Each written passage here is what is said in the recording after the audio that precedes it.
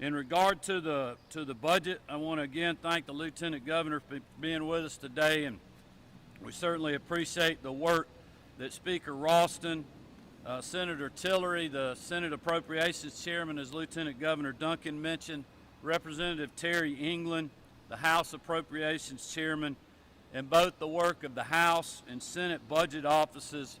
We just appreciate their hard work through this budget cycle. I also would like to thank my team over at the Office of Planning and Budget for their tireless work on this issue as well.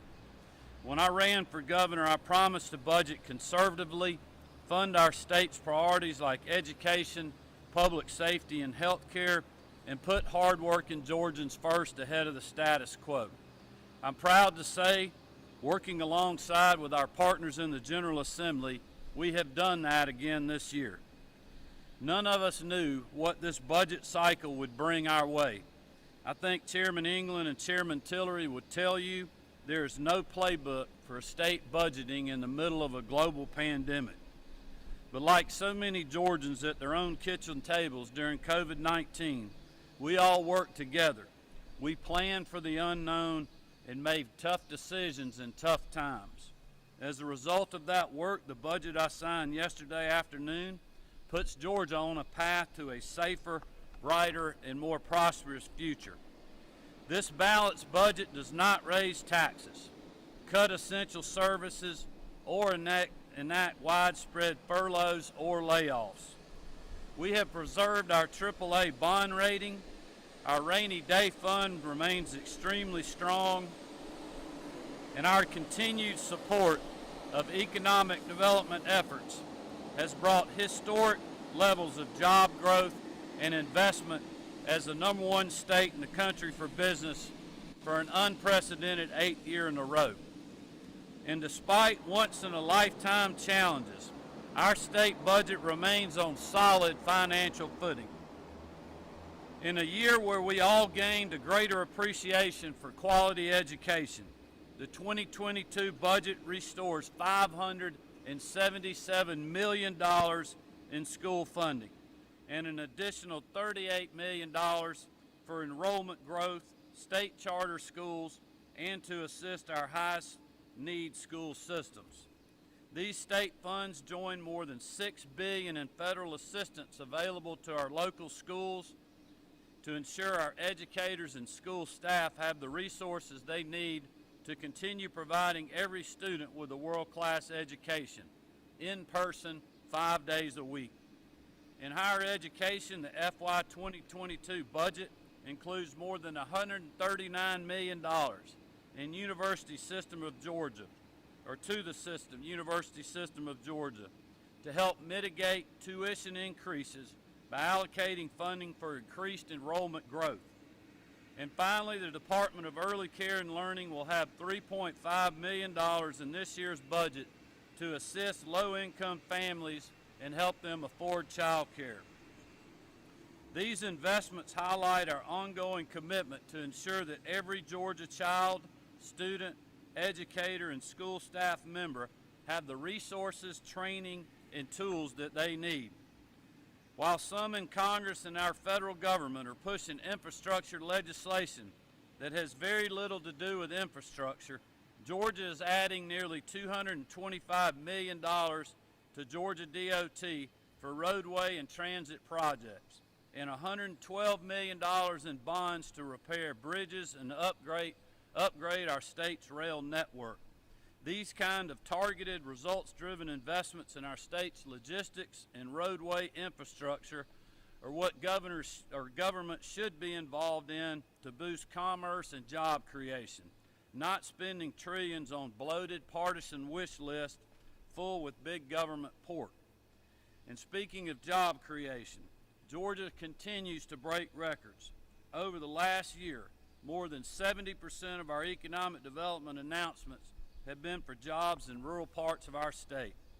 These jobs are joined by a lot of good news on the rural broadband front, including more than 120,000 homes and businesses having increased access to high-speed internet since the passage of SB 2 in 2019. That includes 35 counties in rural Georgia totaling over $336 million of investment by local governments, state partners, and 15 of Georgia's EMCs. To keep up that momentum, our budget included $10 million on top of $20 million already allocated in the amended 21 budget for local government grants to expand and strengthen these public-private partnerships. We're also setting aside $40 million to establish a Rural Innovation Fund. This fund will provide the resources to support innovative, targeted, and sustainable solutions to challenges in so many of our rural communities. And as we come out of this pandemic, it's critical that we continue to fund and provide better health care options for our citizens. This year's budget provides more than $262 million in increases for Medicaid and Peach Care to fund projected needs in the upcoming fiscal year, and also sets aside $76 million to implement the Patients First Act. As you all know, the Georgia Access piece of our health care waiver plan will increase access to affordable health insurance for tens of thousands of low-income Georgians, and we look forward to fully implementing this plan this summer. This budget funds our priorities as a state and keeps Georgia moving in the right direction. Over the last year, Georgians have stayed resilient and weathered a once-in-a-lifetime pandemic.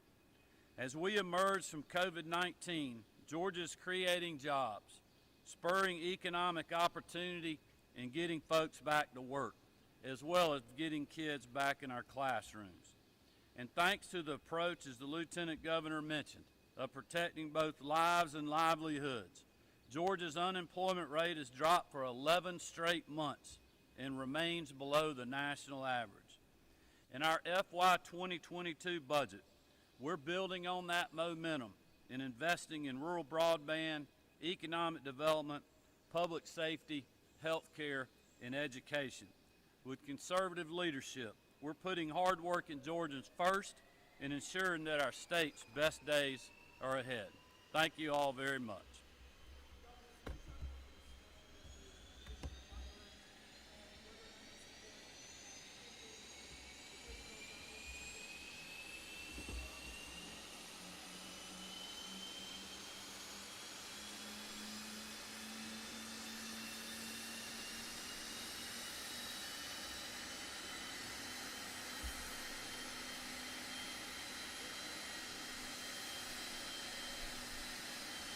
The economic viability of the airport is certainly picking up. That's right.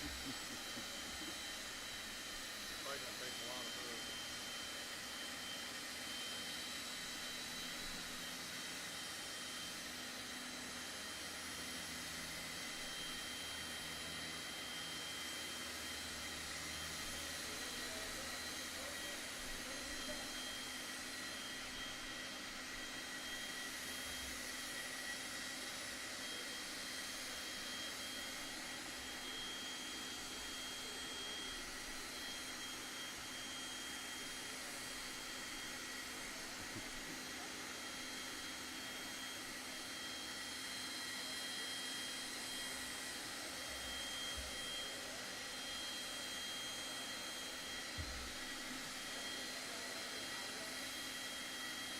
Ground clearance and loading GPS, it could be 5 minutes.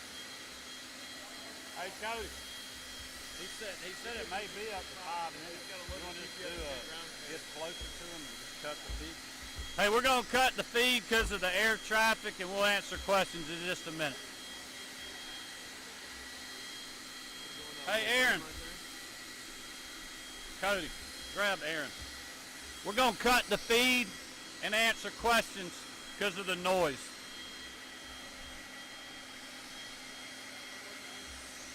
We're going to cut the feed and answer questions to the media because of the noise.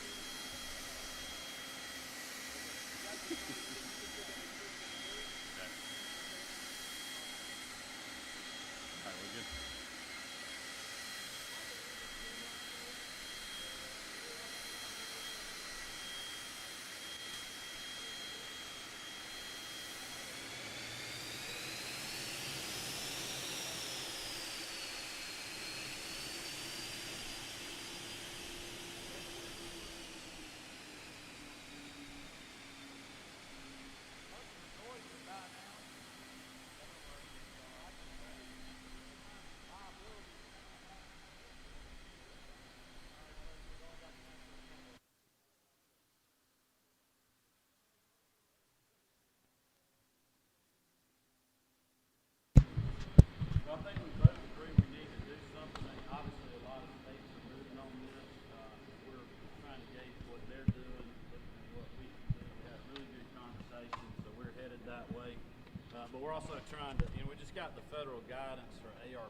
funds yesterday, so we're trying to dig into that.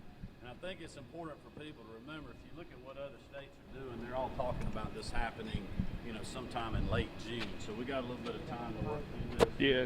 Studious and do the right thing to get people back in the workforce. Because I will tell you, I have been all over this state. I continue to hear from legislators and businesses every day that they just need more. Tons of jobs available. So we just need to match that up and get people back in the workforce. We've heard from the federal from the chamber. They wrote that op-ed saying they would like to end that $300 extra benefit and use that money, I guess, basically for job retraining to get people back to work. What do you think about that? Well, those are all the kind of things that we're looking at is, how do we use the resources we have to fit with the working folks, get them back, but also support the businesses and also, quite honestly, support the workers that are working now. I mean, there's a lot of people that probably could be staying home but have elected to go in and work, and in my eyes, we should honor that too. So we're trying to match all of that and figure out the best plan forward. So we're just going to take a few more days, dig into that. We're also talking to a lot of the folks in the industry that are being affected by this, so we're making sure that we're putting every idea on the table before deciding exactly what to do. Governor, this is a gas question. I know you just signed that executive order, but do you think that Georgia will get to a point where it'll become a state of emergency like South Carolina? Well, I just said that we're in a state of emergency now. I signed an order today suspending the gas tax, which will help. It'll probably help level the price at the pump off for a little while. But my message to people is, look, everything that we are hearing, and we will let you know if this changes, but they are saying that this is going to be a short-lived problem. The suspension of the gas tax is only through Saturday of this week. So we feel like it's very temporary. You don't need to go up and fill out, every 5-gallon can you got. Get what you need. Let everybody else get what they need. Get to work. Do the things you need to do. But we are seeing some shortages around the state, so we just don't want to have a run on the pumps. I think that's what happened yesterday. Over the weekend, it was very quiet because nobody was paying attention to the news, and then yesterday everybody was talking about it, and all of a sudden people started to get worrying, and you're seeing long lines at the gas pumps, and we just need people to remain calm. Just give us a few days. The company's doing everything that they can to get the pipeline. We're talking to the administration in D.C. I mean, everybody's working on this. We just don't have a whole lot of information right now. We'll share that as soon as we Governor, get what it. about jet fuel and commercial air traffic? Well, it's the same thing. I mean, obviously the suppliers have been through this before. They know who their customers are that they got to deal with to keep, critical things open. I haven't seen anything or heard anything where there is a shortage of jet fuel.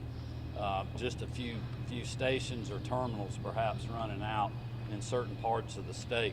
But we also know that the company's starting to slowly manually open up parts of the pipeline. Even though it's not a lot, that'll help. But waiving these requirements on trucks and other things, it'll allow that fuel to continue to come more quickly than it can now and help, create some supply that we don't have. All right, folks, we got to go. Thanks.